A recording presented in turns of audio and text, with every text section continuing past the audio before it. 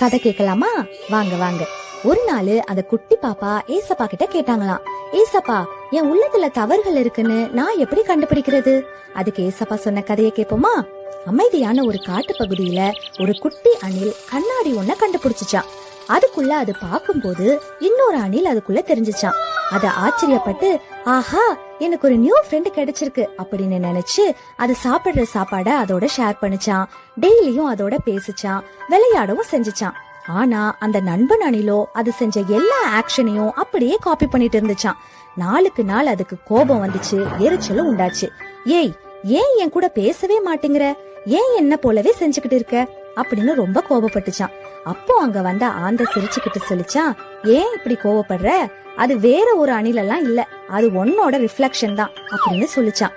அந்த குட்டி அணில் கண்ணாடியை உத்து பார்த்துட்டு, ஓ, அப்படின்னா நான் கோபப்பட்ட அந்த நண்பன் நான் தானா அப்படின்னு சிரிச்சுக்கிட்டே உண்மையான நண்பர்களை தேடி போயிருச்சான். பாத்தீங்களா, மத்தவங்களோட குறைகளை பாயிண்ட் அவுட் பண்றதுக்கு முன்னால நம்மளோட சொந்த வாழ்க்கைய எப்படி இருக்குன்னு பாக்கணும். அப்போ நம்ம தவறுகளை நாம தெரிஞ்சுக்கலாம். ஏசப்பா கூட மற்றவங்களை நியாயம் தீர்ப்பதுக்கு முன்னால நம் சொந்த குற்றங்களை சரி செய்யணும் தான் சொல்லிருக்கிறாரு. இனிமே நம்ம தவறுகளை சேஞ்ச் பண்ணிக்கிட்டு அந்த அணில போல உண்மையுள்ள குணங்களை தேடி பெற்றுக்கொள்ளலாம்.